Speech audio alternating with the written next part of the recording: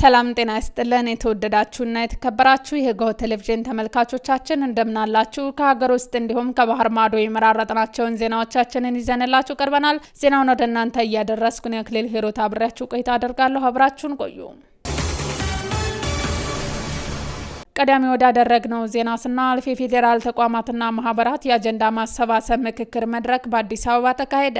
የአጀንዳ ማሰባሰብ ምክክር ምዕራፍን በንግግር የከፈቱት የኢትዮጵያ ሀገራዊ ምክክር ኮሚሽን ዋና ኮሚሽነር ፕሮፌሰር መስፍን አርአያ ለችግሮቻችን መፈጠር መሰረት የሆኑ ችግሮችን በጋራ ተነጋግሮ መፈለግ ባለመቻሉ ያለመግባባት ቋጠሮ ሳይፈቱ ዓመታትን ተሻግረዋልም ብለዋል። በውይይት ለመፍታት የሚያስችሉ ገንቢ ሀሳቦችን ማዋጣት እንደሚገባቸውም አመላክተዋል። የሀገራዊ ምክክር ተቀርጾ ወደ ስራ ሲገባ በሌሎች ሀገራት የነበሩ በጎ ተሞክሮዎችንም ጭምር በመቀመር ለውጤታማነቱ እየተሰራ ነውም ብለዋል። በመሆኑም በትጥቅ ትግል ላይ ያሉና በምክክር ያልተሳተፉ ኃይሎች ጭምር በጋራ ሀሳብ የጸና ሀገራዊ መግባባትን ለመፍጠር የበኩላቸውን እንዲወጡ ጥሪ አቅርበዋል። ከዛሬ የፌዴራል ተቋማትና ማህበራት አጀንዳ ማሰባሰብ ምክክር መርሃ ግብር መካሄድ በኋላ በቀሪው የትግራይ ክልልም አጀንዳ ማሰባሰብ ይካሄዳልም ተብሏል። የአጀንዳ ማሰባሰብ የምክክር ምዕራፍ ከዛሬ ጀምሮ ለ3 ቀናት የሚካሄድ ሲሆን በዚህ ምክክር ሂደት የሲቪክ ማህበራት፣ የፖለቲካ ፓርቲዎች፣ መምህራን፣ የሃይማኖት ተቋማት፣ ተጽዕኖ ፈጣሪዎች በአጠቃላይ ከ38 ተቋማት የተውጣጡ ከ850 በላይ ወኪሎች ተሳትፈዋል። በሀገራዊ ምክክር ሂደቱ እስካሁን ከ11 ክልሎችና ከ2 ከተማ አስተዳደሮች በድምሩ ከ1120 ቀበሌዎች የተሰበሰቡ 13 የአጀንዳ ሰነዶች የማሰባሰብና በሀገር አቀፍ ደረጃ ተሳታፊዎችን የመለየት ስራ ተጠናቋል። በኦሮሚያ፣ በአማራ፣ በጋምቤላና በሶማሊያ ክልሎች የፖሊዮ ወረርሽኝ መከሰቱን የኢትዮጵያ ሕብረተሰብ ጤና ኢንስቲትዩት አስታወቀ። ኢንስቲትዩቱ ከጤና ሚኒስቴርና ከኦሮሚያ ጤና ቢሮ ጋር በመሆን ሁለተኛ ዙር የተቀናጀ የፖሊዮ ክትባት ዘመቻ ማስጀመሪያ ፕሮግራም በአዳማ ከተማ ተካሂዷል።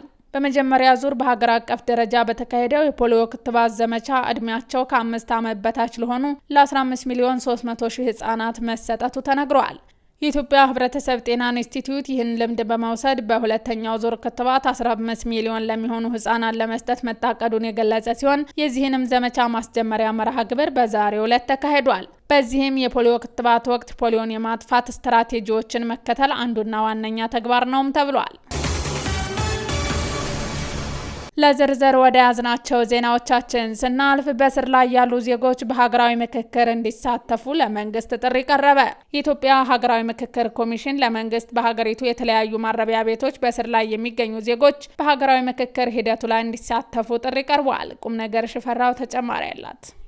የሀገራዊ ምክክር ኮሚሽን በ11 ክልሎችና በ2 ከተማ አስተዳደሮች ያደረገውን የአጀንዳ ማሰባሰብ ካጠናቀቀ በኋላ በዛሬው ዕለት የፌዴራልና ማህበራት አጀንዳ ማሰባሰብ መርሃ ግብርን በአዲስ አበባ ከተማ ሚኒሌም አዳራሽ አስጀምሯል። በዚህ መርሃ ግብር ላይ የአዲስ አበባ ከተማ ከንቲባ አዳነች አቤቤ፣ የኦሮሚያ ክልል ርዕሰ መስተዳድር ሽመልስ አብዲሳ፣ የአማራ ክልል ፕሬዝዳንት አረጋ ከበደ እንዲሁም ሌሎች የክልል ርዕሰ መስተዳድሮችና ከፍተኛ የመንግስት ኃላፊዎች ተገኝተውበታል። በመድረኩ የመክፈቻ ንግግር ያደረጉት የኮሚሽኑ ኮሚሽነር ፕሮፌሰር መስፍን አርአያ በስር ላይ ያሉ ዜጎች በሀገራዊ ምክክር ኮሚሽን እንዲሳተፉ ለመንግስት ጥሪ አቅርበዋል። ኮሚሽነሩ ከዚህ የአጀንዳ ማሰባሰብ በኋላ በትግራይ ክልልና በዲያስፖራ አባላትን ወደ ምክክር የማምጣት ስራ እንደሚሰራም ተናግረዋል። የታጠቁ ኃይሎችን ወደ ምክክሩ አለማምጣትና ሌሎች በኮሚሽኑ ላይ ጥርጣሬ ያላቸው አካላት ወደ ምክክሩ እንዲመጡ ዋና ኮሚሽነሩ ጥሪያቸውን አቅርበዋል። የኮሚሽኑ ዋና ኮሚሽነር ፕሮፌሰር መስፍን አርአያ የምክክሩ ተሳታፊ አካላት በሁለት አንኳር ነጥቦች ላይ አጽንዖት እንዲያደርጉም ጠይቀዋል። በዚህም የመጀመሪያው የትግራይ ክልልን ወደ ሀገራዊ ምክክር እንዲመጣ ሁሉም የሚመለከተው ባለድርሻ አካላት የማመቻቸት ስራ እንዲሰራ ያሳሰቡ ሲሆን በሁለተኛ ደረጃ በትጥቅ ትግሉ ላይ ያሉ የኦሮሞ ጦር ሰራዊትና ፋኖ ወደ ምክክር እንዲመጡ ጥረቶች እንዲደረጉ ጥሪ አቅርበዋል። በትጥቅ ትግል ውስጥ ያሉ አካላትም የራሳቸውን ኃላፊነት እንዲወጡ ዋና ኮሚሽነር ፕሮፌሰር መስፍን አርአያ በመክፈቻ ንግግራቸውም ላይ ተናግረዋል። ሌላው ምክክሩ ሲጀመር የነበሩና በመሀል ያቋረጡ የፖለቲካ ፓርቲዎች ወደ ምክክር ኮሚሽኑ እንዲመለሱም ጥሪያቸውን አስተላልፈዋል። አጀንዳ ማሰባሰቡ በቀጣይ ወራት ይጠናቀቃል የሚል እምነት እንዳላቸው የገለጹት ዋና ኮሚሽነሩ የፌዴራል ተቋማትና ማህበራት እንደ ሀገር የገጠመንን ችግር ለይታችሁ ይሆናል የምትሉትን አጀንዳ እንድታስቀምጡ ሲሉ ንግግራቸውን ቋጭተዋል። የፌዴራል ተቋማትና ማህበራት የአጀንዳ ማሰባሰብ ከዛሬ ከግንቦት 22 እስከ 24 ድረስ የሚቆይ መሆኑን ኮሚሽነሩ ገልጿል። መምህራን በእውቀትና በስነ ምግባር የታነጸ ትውልድን ለማፍራት በሚደረገው ጥረት አስተዋጽኦአቸውን ሊያጠናክሩ እንደሚገባ ተገልጿል። ትምህርት በመምህር ይቀረጻል፣ ሀገር በትምህርት ይበለጽጋል በሚል መሪ ሀሳብ በክልል አቀፍ የመምህራንና የትምህርት አመራሮች የውይይት መድረክ በሆሳዕና ከተማ ተካሂዷል። ስማቸው ታፈረ ዝርዝር አለው። መምህራን በእውቀትና በስነ ምግባር የታነጸ ትውልድን ለማፍራት በሚያደርጉት ጥረት አስተዋጽኦአቸው እንደሚገባ ተገለጸ። ትምህርት በመምህር ይቀረጽ፣ ሀገር በትምህርት ይበልጽግ በሚል መሪ ሀሳብ ክልል አቀፍ የመምህራንና የትምህርት አመራሮች የውይይት መድረክ በሆሳዕና ከተማ ተካሂዷል። የማዕከላዊ ኢትዮጵያ ክልል ዋና የመንግስት ተጠሪ ዶክተር ዲላሞ ኦቶሬ በወቅቱ እንዳሉት ብቁ ዜጎችን በማፍራት የሀገርን ብልጽግናውን ለማድረግ የመምህራን አስተዋጽኦ ከፍተኛ ነው ብለዋል። ሀገር በትውልድ ቅብብሎሽ የሚጸና በመሆኑ ለዚሁ ተግባር በእውቀት የበቃና በስነ ምግባር የታነጸ ዜጋ ለማፍራት የመምህራን ሙያ ቀዳሚውን ድርሻ ይይዛልን ብለዋል። የክልል የትምህርት ቢሮ ምክትል ኃላፊ አስከብሮ ሞልዴ በበኩላቸው የክልል መንግስታት የትምህርት ስብራትን በመጠገን በዘርፉ ተጨባጭ ውጤት ለማስመዝገብ በትኩረት ሰጥቶ እየሰራ ይገኛልን ብለዋል። የአዲሱ ስርዓተ ትምህርት ተግባራዊ ከማድረግ ጀምሮ የትምህርት ቤት አመራሮችን በተሻለ መልኩ የማደራጀት ስራ መሰራቱንም ተናግረዋል። በ2015 ዓ.ም የትምህርት ዘመን የ12ኛ ክፍል ብሔራዊ ፈተና የተመዘገበው ውጤት ትልቁ 2.7 በመቶ እንደነበር አስታውሰው በ2016 ዓ.ም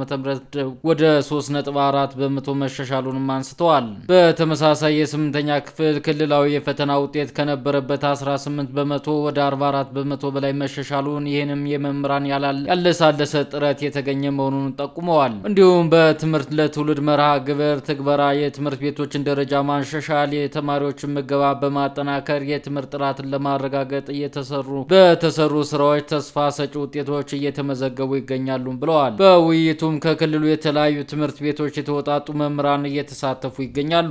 ታላቁ የኢትዮጵያ ህዳሴ ግድብን ከደለል ለመጠበቅ በሚከናወኑ የአፈርና የውሃ ጥበቃ ስራዎች የሲቪክ ማህበራት እገዛቸውን ማጠናከር እንደሚገባቸው የታላቁ ህዳሴ ግድብ ማስተባበሪያ ፕሮጀክት ጽህፈት ቤት አስገነዘበ። ብሌን ተሾመ ዝርዝር አላት። ታላቁ የኢትዮጵያ ህዳሴ ግድብን ከደለል ለመጠበቅ በሚከናወኑ የአፈርና ውሃ ጥበቃ ስራዎች የሲቪክ ማህበራት እገዛቸውን ማጠናከር እንደሚገባቸው የታላቁ ህዳሴ ግድብ ማስተባበሪያ ፕሮጀክት ጽህፈት ቤት አስገነዘበ። ጽህፈት ቤቱ አንድ እቅድ አንድ ሪፖርት ለተቀናጀ የአባይ ተፋሰስ ልማት የሲቪክ ማህበራት ሚና በሚል መሪ ሀሳብ ከሚመለከታቸው አካላት ጋር ምክክር አካሂዷል። በዚህ ወቅት የጽህፈት ቤቱ ዋና ዳይሬክተር ዶክተር አረጋዊ በርሄ ታላቁ የኢትዮጵያ ህዳሴ ግድብ ኢትዮጵያውያን ከድህነት ለመላቀቅ ያላቸውን ቁርጠኝነት በተግባር ያሳዩበት ትልቅ ሀገራዊ ሀብት መሆኑን ተናግረዋል። በዚህም ማህበረሰቡ መንግስታዊና መንግስታዊ ያልሆኑ ተቋማት ዘርፈ ብዙ ድጋፍ በማድረግ ግድቡን ወደ መጠናቀቂያ ምዕራፍ ማሸጋገር መቻላቸውን አስረድተዋል። የህዳሴው ግድብ ለኢትዮጵያ ሁለንተናዊ የልማት እድገት የሚኖረውን ቀጣይነት ለማረጋገጥ ከወዲሁ የተቀናጀ የተፋሰስ ልማት ስራን ማጠናከር እንደሚያስፈልግ አስታውቀዋል። ለዚህ ደግሞ የታላቁ የህዳሴ ግድብ በደለል እንዳይሞላ እንደ ሀገር በሚሰሩ የተቀናጁ የተፋሰስ ልማት ስራዎች ላይ መሳተፍ የሁሉም ዜጋ ኃላፊነት መሆኑን ገልጸዋል። የአፈርና ውሃ ጥበቃ ስራው ውጤታማ እንዲሆን የሲቪክ ማህበረሰብ ድርጅቶች በዘርፉ ያላቸውን አበርክቶት በተደራጀና በተቀናጀ መልኩ እንዲያጠናክሩም ጥሪ አቅርበዋል። ከውጪ ቺሊ እስራኤል በፍልስጤም ላይ ሰብአዊ ቀውስ እያደረገች ነው በሚል ወታደራዊ ትብብሯን ማቋረጧን አስታወቀች። ቺሊ እንዳስታወቀችው እስራኤል በፍልስጤም ላይ በጋዛ እያደረሰች ባለችው ቀውስ የመከላከያና የአየር ኃይል የጋራ ስራዎችን ማቋረጧን ገልጻለች። የቺሊ ውሳኔ በእስራኤልና በሀገሪቱ ቀድሞ ሚስተዋሉ የነበረ ሀሳብ ልዩነቶችን ያሰፋዋል ተብሏል። ቺሊ 2023 ላይ እስራኤል በመጠለያ ጣቢያዎች ላይ የፈጸመችውን ጥቃት ተከትሎ ደቡብ አፍሪካ በዓለም አቀፍ ፍርድ ቤት በእስራኤል ላይ የከፈተችውን ክስ እንደምትደግፍ ገልጻለች። የሁለቱ ሀገራት ፖለቲካዊ ውጥረት ይበልጥ እንደጨመረም ተገልጿል። የቺሊ መንግስት እስራኤል በጋዛ ያላትን እንቅስቃሴ የተቃወመ ሲሆን ሀገሪቱ ዓለም አቀፍ ሕጎችን በማክበር የሰብአዊ እርዳታዎችን እንዲገቡ መፍቀዱን አለባት ሲል ፕሬስ ቲቪ ዘግቧል። የዓለም ጤና ጥበቃ ጉባኤ የፍልስጤም ባንዲራ በዓለም ጤና ድርጅት ዋና መስሪያ ቤት እንዲውለበለብ የቀረበውን ሀሳብ አጸደቀ።